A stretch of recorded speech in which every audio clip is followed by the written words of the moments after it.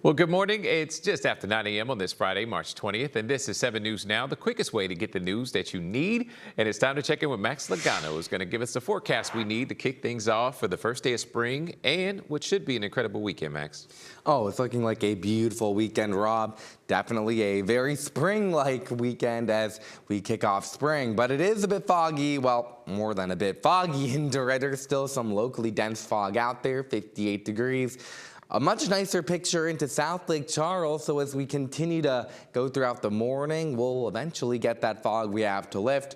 Right now, visibilities are starting to improve along the Interstate 10 corridor, though again, you go north, still some areas of fog, especially into Vernon, Beauregard, and Allen parishes. So if you encounter any of those areas of fog, for now, again, just continue to use caution on the roads. Overall, in the next hour, I would expect most fog to lift, which means we'll warm things up quickly. In fact, already we're up to 62 in Jennings, to 65 over in Sulphur, well on track to warm up into the upper 70s at least, if not into the low 80s later on during the afternoon. So plenty of sunshine out there, a southerly breeze. It'll feel quite nice and comfortable later on today, and a beautiful weekend is ahead with temperatures into the 80s and really no chance of rain, although we'll have to be out on the lookout for morning fog each day. Now, we do need rain at some point. We'll let you know if any is on the horizon coming up on First Alert Weather Extra at 10 o'clock. Well, thieves are moving during the night and taking away from the power of residents in Beauregard Parish. Over the course of 7 days, thieves in Beauregard Parish have stolen copper 6 times. According to the Beauregard Electric Co-op, the thieves have made off with about $22,000 worth of material. The co-op owns more than 4,000 miles of line throughout the parish, and officials say that the thieves are looking to homes for their crimes. Typically in the remote areas that they're targeting, it's mainly residential. You know, businesses are normally in the cities and in the more populated areas, and so they're trying to stay away from that. But it is affecting some members in the remote areas in the Sugartown, Pitkin area, Dry Creek type area. The Beauregard Parish Sheriff's Office is investigating these thefts and asked members of the community to report any suspicious activity. And in Vernon Parish, 66-year-old Clarence David Burleson of Hornbeck is facing 2 counts of first-degree rape with the victim under the age of 13. The sheriff's office says that he had sexual contact with 2 young victims, where he's currently jailed without bond. And a truck driver accused of kidnapping a teen from the Baton Rouge area is headed back to Louisiana to face charges. Law enforcement revealed new details about the case, saying that they found the girl and 38-year-old Michael J. coming out of a truck stop shower, and the teen vanished from her home on Monday, and detectives tracked her after pinging her cell phone. Police are investigating what happened inside that shower room. When officers arrived, they did locate them in coming out of one of these shower rooms. They were clothed.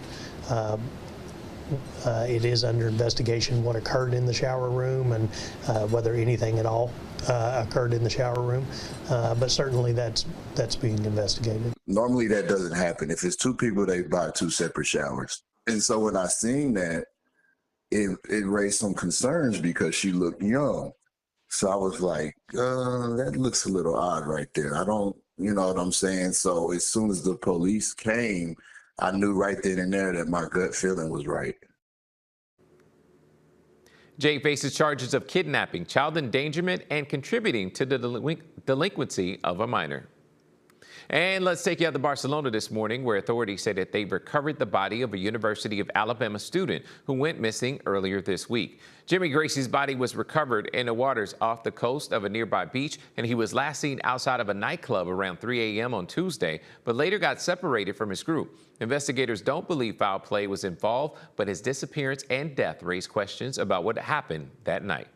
You keep thinking that you're going to wake up from this and it's just a terrible nightmare. You know, you see people say this all the time. You never thought it could be our family, and here we are. Police say their investigation into Gracie's death is still ongoing. Back to the Pelican State, where a master sergeant at the Angola State Penitentiary died after a car crash on prison grounds. Louisiana Department of Public Safety and Corrections identified the employee as 27-year-old Tyler Grazafi. State police said that the single vehicle crash happened on Wednesday before working at Angola, and she served at the Iberville Parish Sheriff's Office as well as the Point Coupe Sheriff's Office, where her father was also a deputy.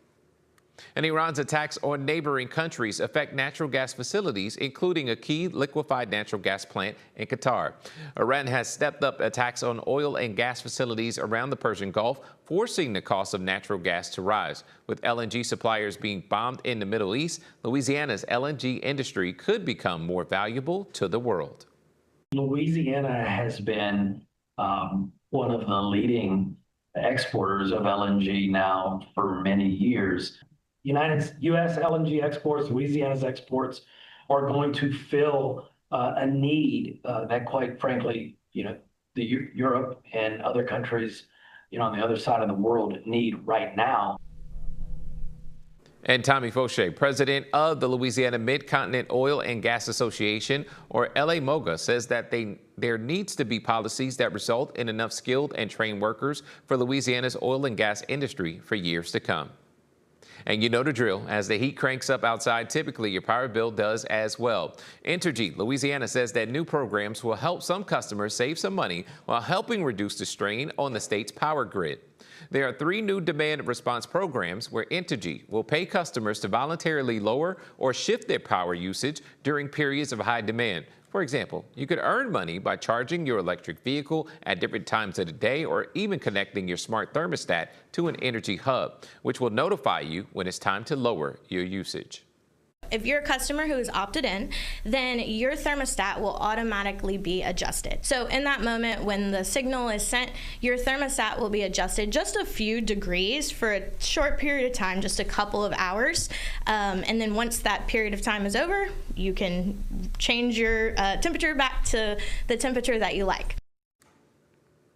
Any Entergy Louisiana customer can participate in the programs if they meet the requirements. We're told the programs will be rolled out before the start of hurricane season. And if you're watching this live stream on your app or online, don't forget you can download the 7 News app straight to your Roku or smart TV. Thanks so much for joining us, and now we'll send you back to Local News Live.